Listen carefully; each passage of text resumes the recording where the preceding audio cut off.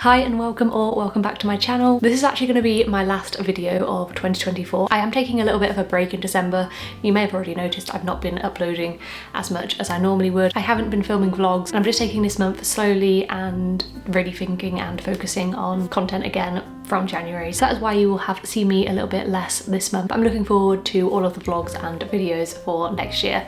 And I wanted to end off this year on a high note. So this is going to be my top 10 books of 2024. I have already posted my end of year book tag, so that was another of my kind of like end of year content videos, and then there will be another one, but that will be uploaded in January because that is going to be kind of a wrap up of my whole year of reading and which books I do and do not recommend. So I really want to film that in January so that I can capture every single book that I read, because obviously I am still reading books now. The year is not yet over. Before I get into the top 10 books, I just wanted to go over a few reading stats for me this year. So at the time of filming this, I have read 91 books. I've had 11 5 stars. My average rating for the year is 3.7, which I think is the same as last year. And in terms of the different genres that I've read, I have read 42 romance books, 40 fantasy books, 7 mystery thriller books, and 2 books that I would class as just like general fiction, or they fall kind of outside of those specific genres. So that is a quick little glance of what my year of reading has looked like in terms of the split of different types of books I've read. As you can see, it is majority romance and fantasy, and also the majority of fantasy that I read is romantasy. But with that said, let's get into my top 10. Coming in at number 10, this one is a little bit of a surprise for me. We have The Teacher by Freida McFadden. There were a few books that were kind of fighting for this spot, but in the end I kind of just had to go with The Teacher because I just had such a great time reading this, and the plot twist really got me. I just think there's something so easy about her books. Like, I can sit and read them without noticing time passing. I'm just really engrossed in the story. Do I think that this is like the most well-written thriller ever? No, I don't, but I just had a great time with it. It just did what I wanted it to do. It's a thriller set around some kind of scandals at a school between a teacher and some students, and you get some different perspectives in this book. And as I said, the plot twist was amazing. I don't want to say anything really about it, obviously, because I don't want to give any spoilers. I went in fairly blind, just knowing that it was about a teacher, and it worked well for me and I loved it. So that is my number 10. Number 9, we have The Bodyguard by Catherine Center. This is a book that I loved it at the time. I don't think I gave this 5 stars, but I constantly kind of think about it, and if anybody ever asks me for like a really good rom-com, this is what I would recommend. Like, I just had a great time reading it. It was so fun, but at the same time there was like emotion in there. Like, I don't know, I just really loved it. I also loved our female main character, and I'm pretty sure the whole book is from her point of view. Yeah, it is. And I just loved being in her head. It was so fun. I loved the romance in this. I loved the writing. I loved the kind of plot line. This is a bodyguard romance, but it's our female main character who is the bodyguard for our male main character, who is like a famous movie star. So yeah, absolutely loved this.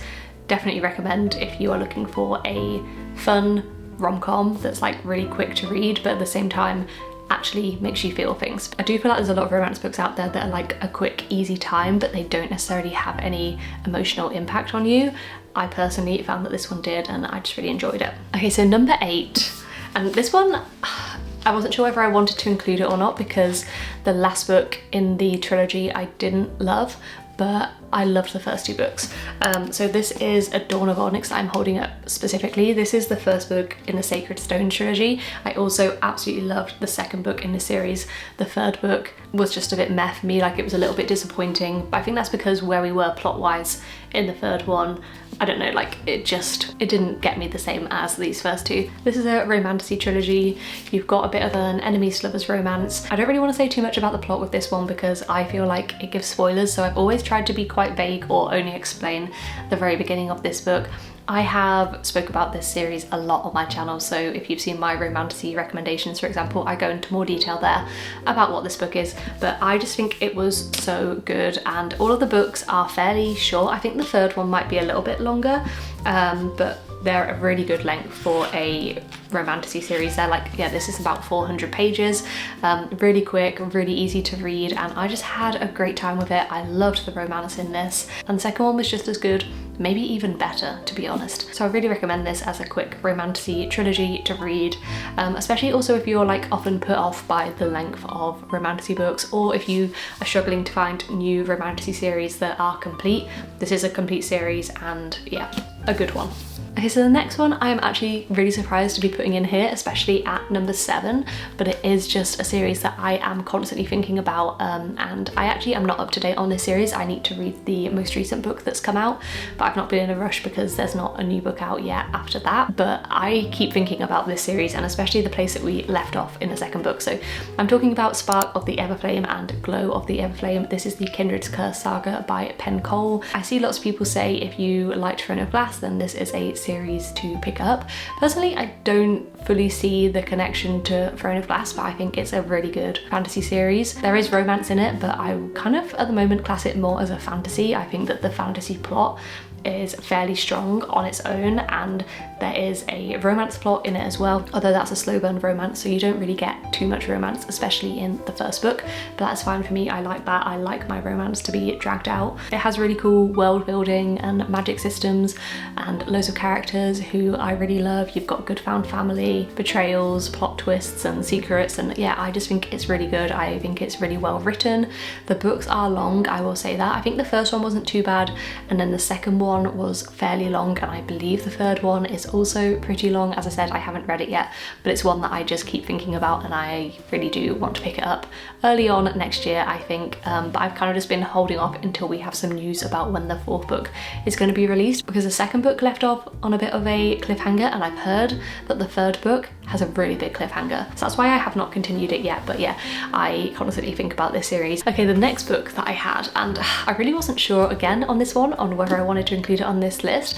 I feel like this list has been harder than before thinking of like my favorite books, because as I said, there's some that like weren't necessarily 5 stars, but they've left a lasting impact on me in some way, and that is definitely the case with this one. This is The Nightingale by Kristen Hanna. I'm sure you've heard about this book. I feel like everybody has read this book in the last year or two. This book takes place in World War II in France, and it follows 2 sisters, and it takes place over a number of years and kind of just follows their journey and their lives with the war going on. It's very sad, it's very emotional, but I just really enjoyed it. In school we learned so much about the world wars, especially World War II, but I feel like we never learned that much about what it was like to live in France during that time, and so for me it was really kind of like enlightening, I guess is the right word, to like hear from that perspective. And yeah, I just really enjoyed it. It's definitely not the normal genre of book that I would read, but again, I think it's one that I would recommend to so many people, and yeah, I just really enjoyed it, and I definitely want to pick up some more Kristen Hanna books because I know that everybody seems to be loving her books at the moment,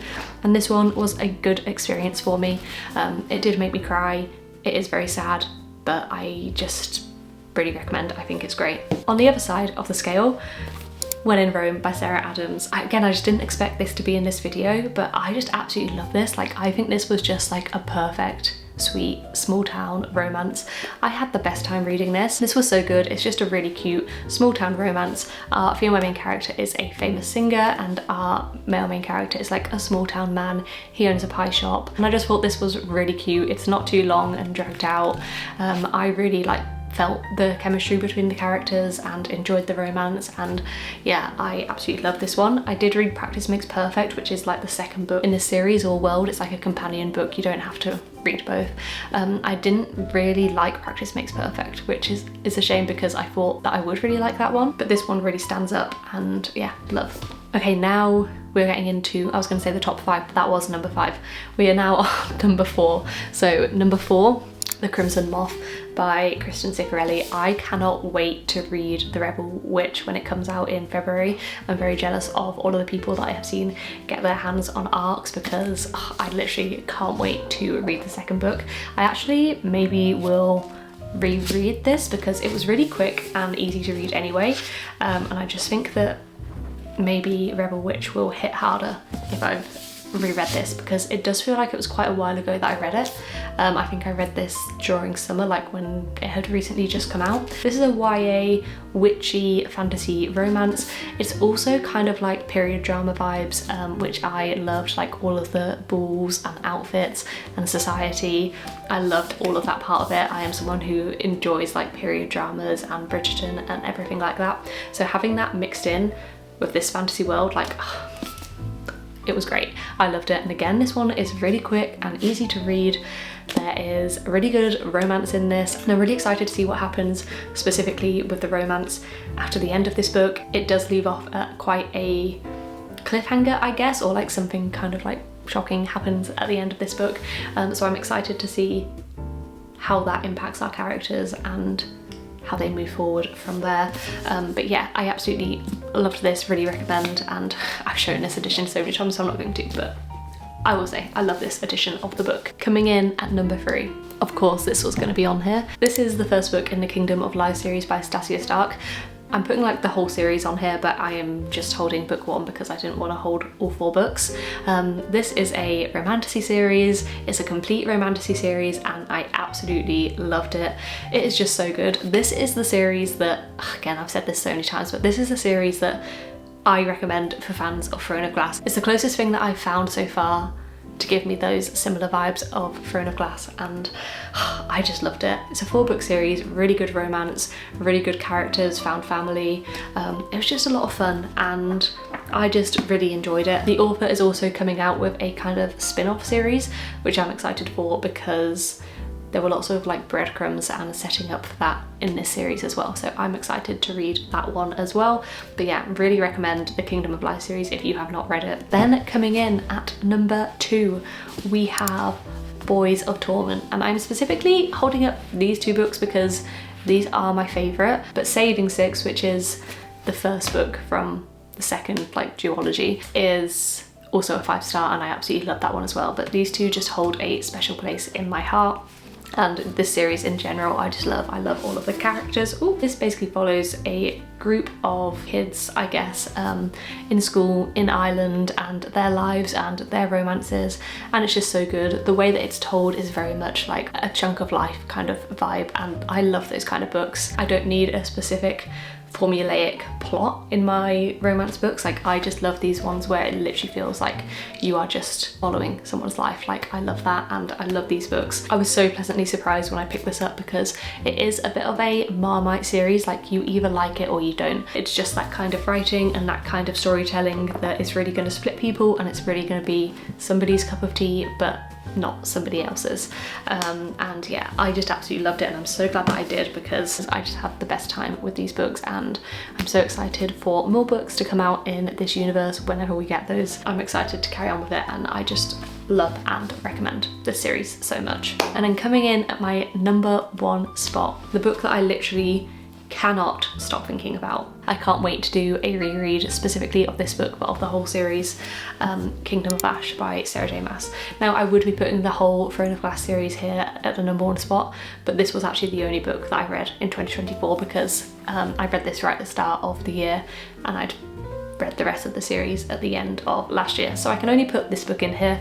But the Throne of Glass series, honestly, I think it is like my favourite series ever. I definitely need to do a reread. I want to reread Akatar as well, probably first, and then I really want to reread Throne of Glass, and I'm just desperate for everybody to read it. Like, if you haven't read it, please do. It is just amazing, and it gets better and better with every single book.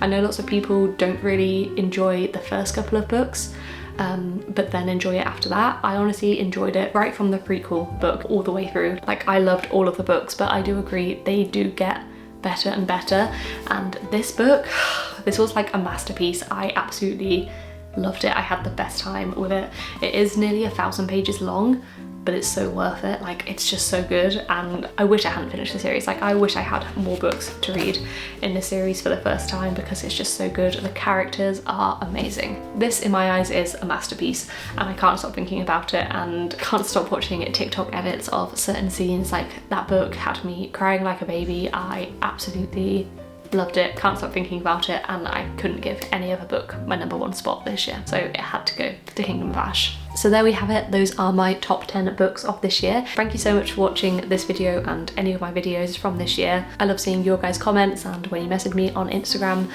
it's just the best. So yeah, thank you so much, and I will see you in 2025.